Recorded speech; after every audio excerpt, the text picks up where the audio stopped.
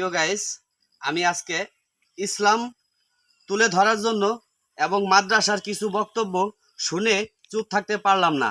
তাই আজকে মাদ্রাসার যদি এই পরিবেশ হয়, তাহলে আমরা সামনে এই প্রজন্মে এইসব ছাত্রদের দিয়ে কি আশা করতে পারি।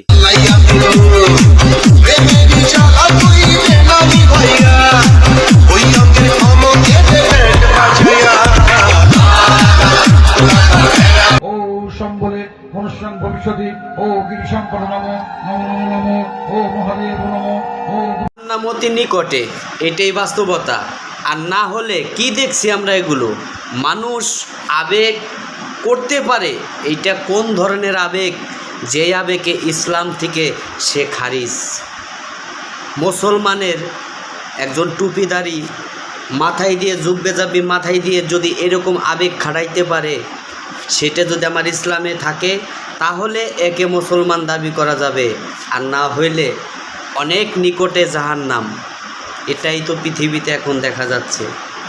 দেখুন ভিডিও। ও শ্যামরায় ও শিব ও দুর্গতি মহামায়া মহালয়া বসে মাতৃগণ ও পার্বতী মহামায়া ওম শান্তি ওম শান্তি ওম শান্তি। বিশ্বাস করেন মাদ্রাসার ভিতরে কোরআন শিখতে যাইয়ে ল্যাপটপ নিয়ে গান করতে পারে এবং ল্যাপটপ বুকের উপরে দিয়ে রাত ভরে কাটিয়ে দিতে পারে, তাহলে এ প্রজন্মে এদের থেকে যদি ছোট একটা ল্যাপটপ পাইতাম, যদি মাদ্রাসায় একটা ল্যাপটপ পাইতাম। এই শিক্ষা প্রতিষ্ঠানকে, ইসলামকে নষ্ট করিস না বাবা। তোর আবারও হাত রিকোয়েস্ট করি বাবা, তোর যদি কোরআন বুকের থেকে সরাইয়া তোর ল্যাপটপ চালাইতে হয় বাবা, তাহলে তুই একটা সুন্দর একটা বিশ্রামখানা তালাশ করে নে।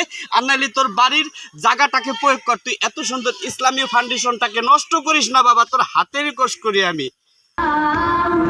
ঘুমের সময় না ঘুমাইয়া ল্যাপটপ টিভি না, আরে ঘুমের সময় না ঘুমাইয়া। লাইক কমেন্ট শেয়ার করে এই জিনিসটা, বিষয়টা জনগণের মাধ্যমে তুলে ধরবেন, যাতে ইসলামের ক্ষতির থেকে আমরা ইসলামকে সুন্দরময় করতে পারি।